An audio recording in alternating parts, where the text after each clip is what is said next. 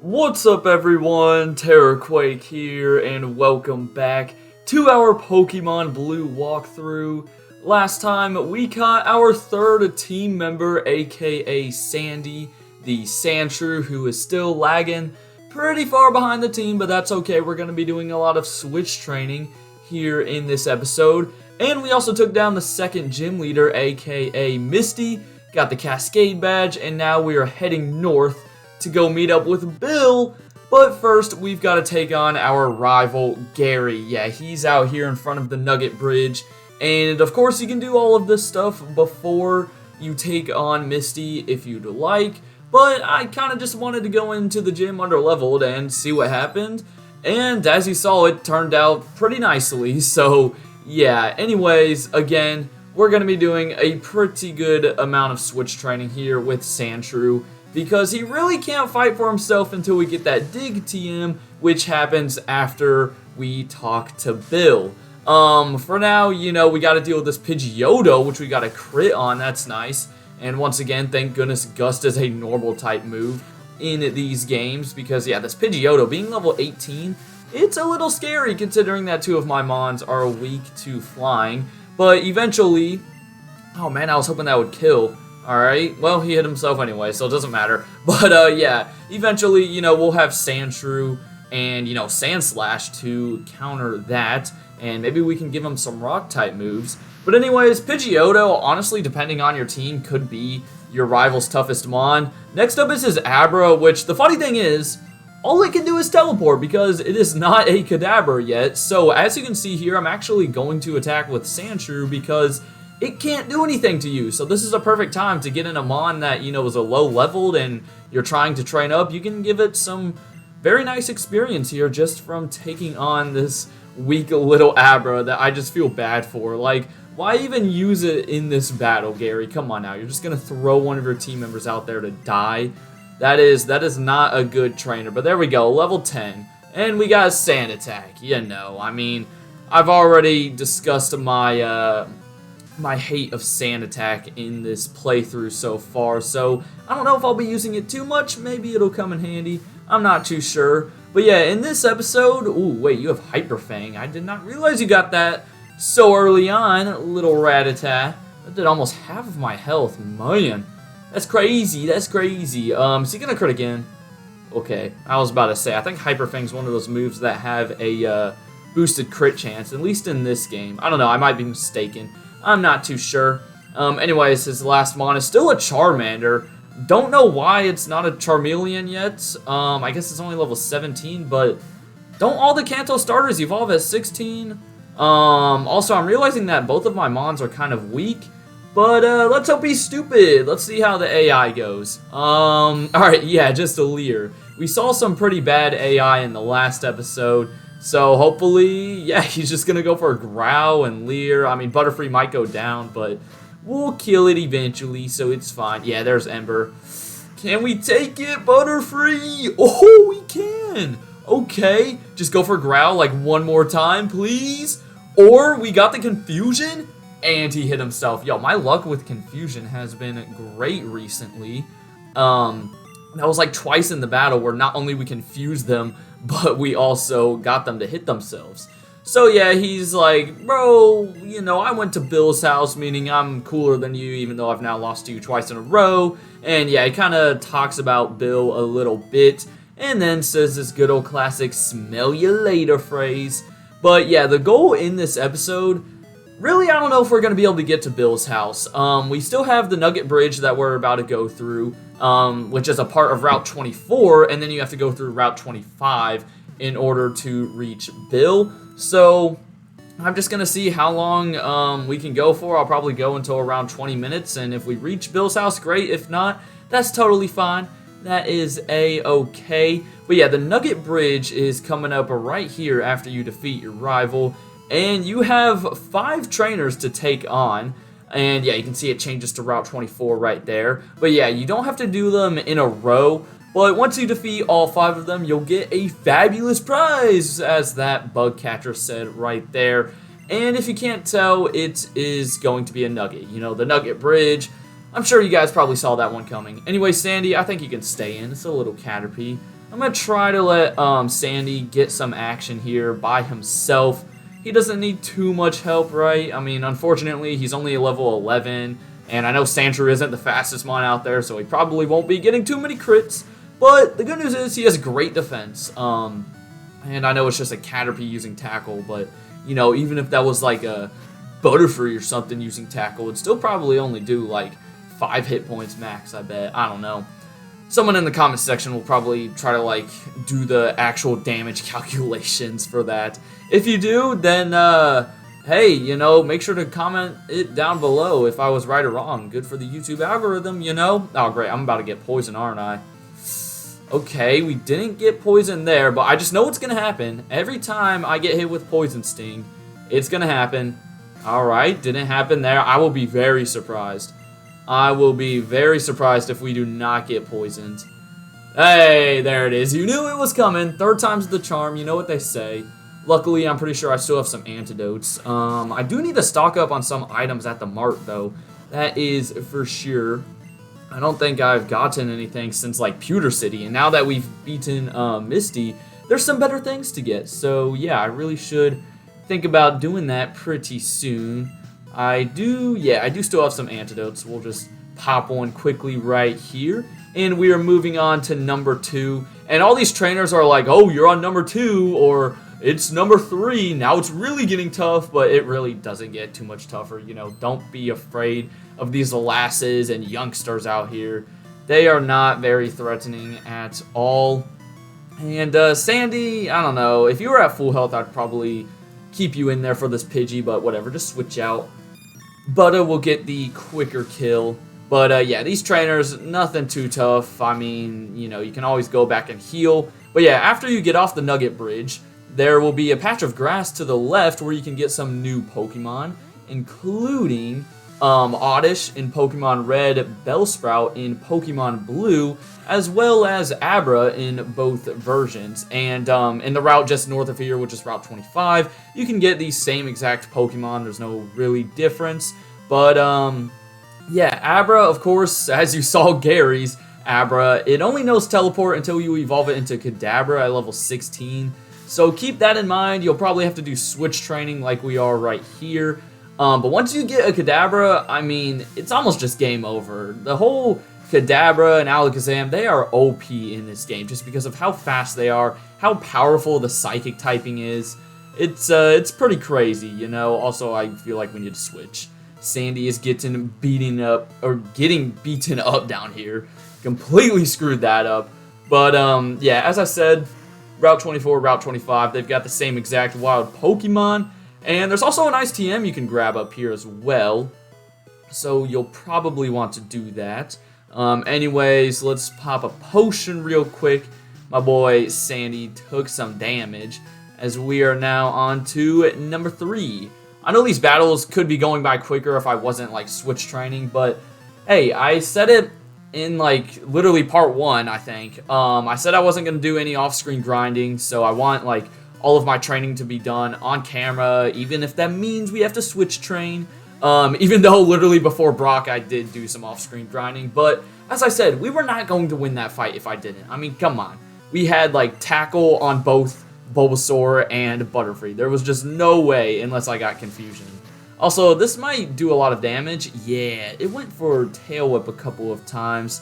We can take another one, right? Oh, he went for Tail Whip anyways. Oh, gotta love the AI. Gotta love it. Unfortunately, this isn't like, you know, Pokemon Black and White or Black 2 and White 2, and I'm assuming they kept that in the later generations, where, you know, if you're lower level than the opponent, you get more experience. Yeah, that's not a thing in these games, which kind of sucks. But, you know what is a thing in these games? Ekans getting absolutely destroyed by Psychic-type moves, because it's a weak little Poison type.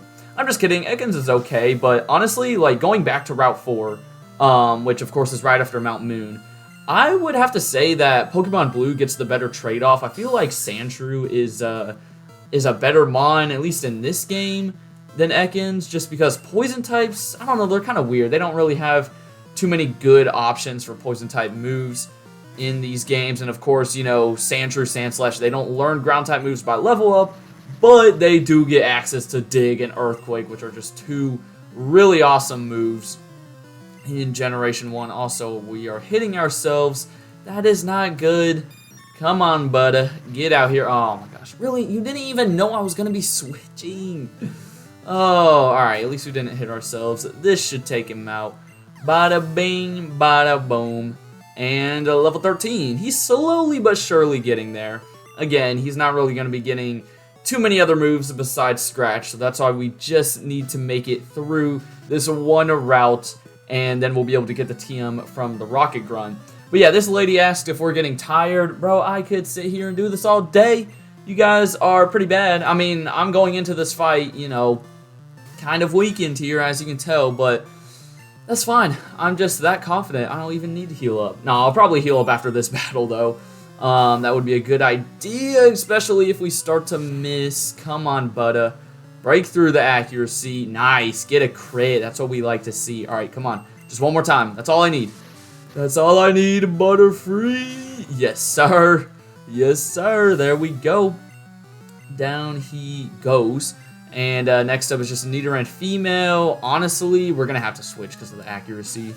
And, you know, EXP for Sandy, of course. Of course, who's gotten up, what, 3 levels already? I can't even remember. No, you started out at level 9, not level 10. Gotten up 4 levels. That is pretty nice. That is very nice. But yeah, the guy at the end of the bridge, after you defeat all 5 trainers, he's a pretty funny guy. I won't spoil it just yet, but he asks you a pretty funny question, which it's also kind of interesting. And I'll explain it in just a second after we heal up and take down the 5th trainer.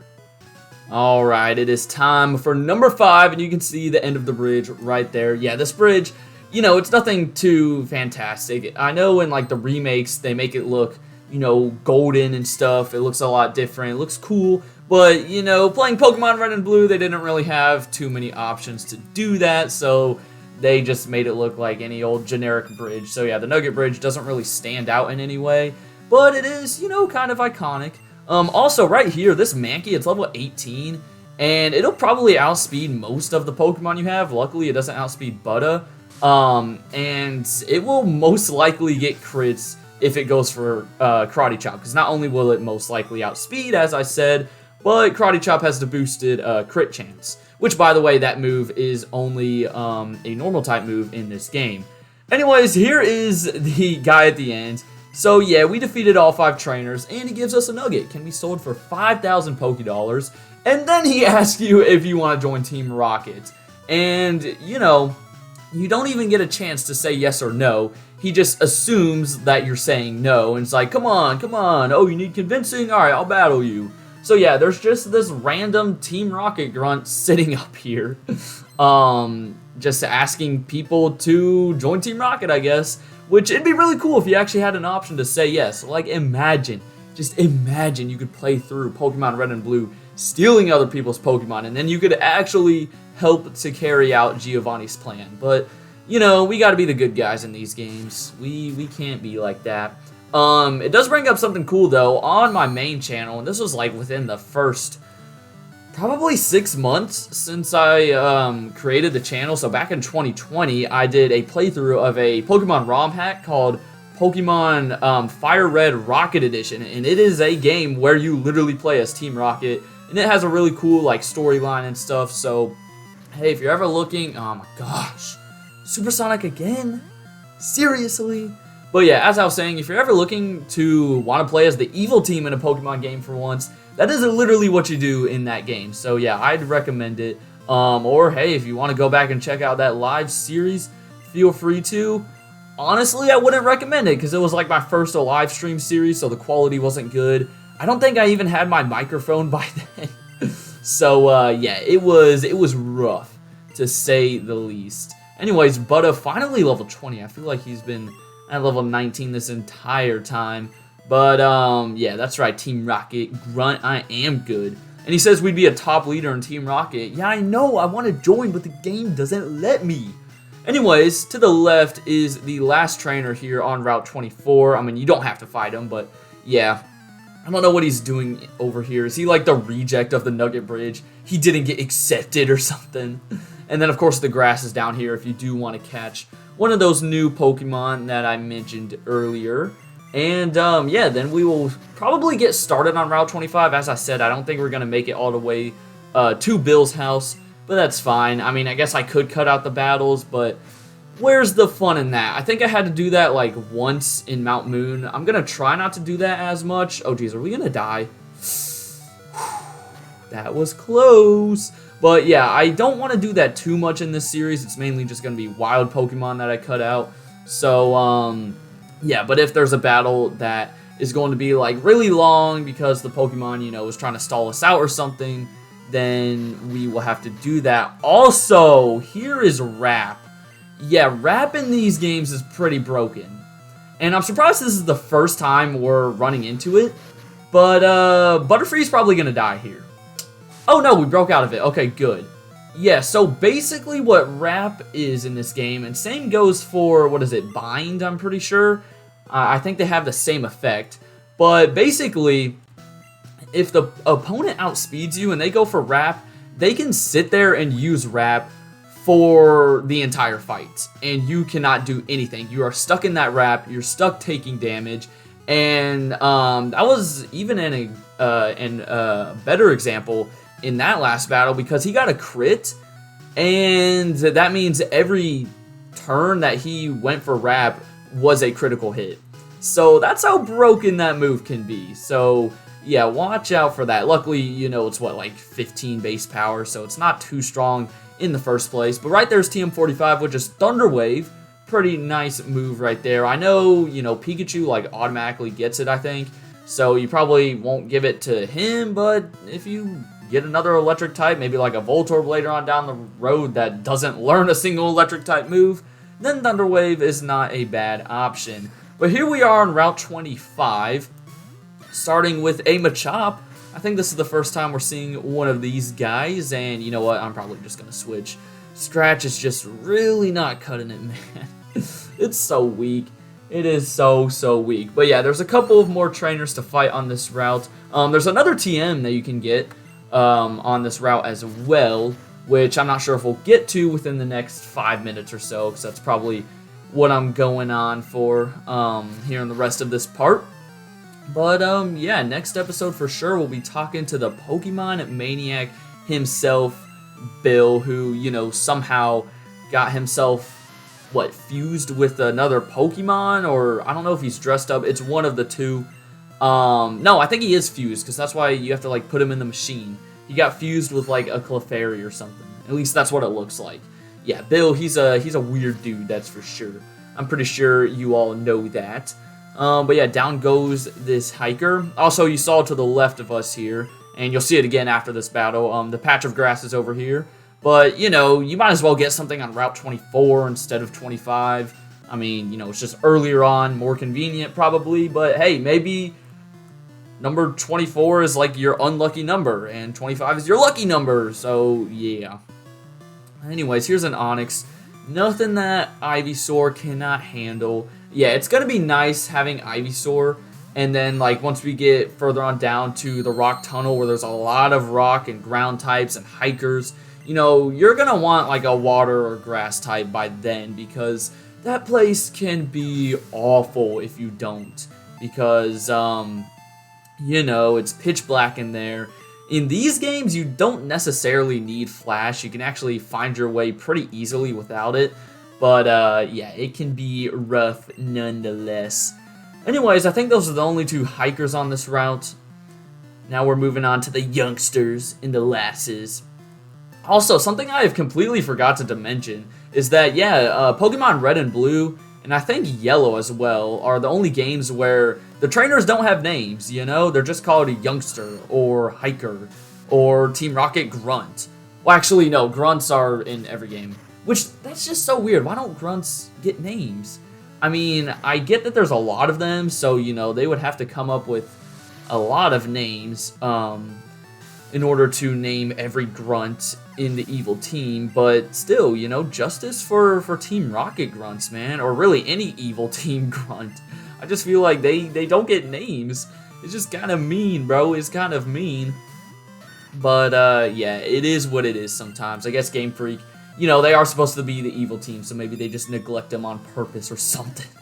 I don't know. Anyways, I'm thinking this is going to be the last battle here in this episode, since we are closing in on that 20-minute mark. So that's fine. That is fine. Actually, I think we're past it by now. But there we go. We defeated the youngster. It's also a good time for me to go back and heal. And I think we only have, let's see, if I had to guess, 1, 2, I think maybe 4 more trainers left. Maybe 5. I don't know. But we'll do that in tomorrow's episode of the Pokemon Blue walkthrough. For now, I hope you guys enjoyed. Have a great rest of your day. And until next time, deuces!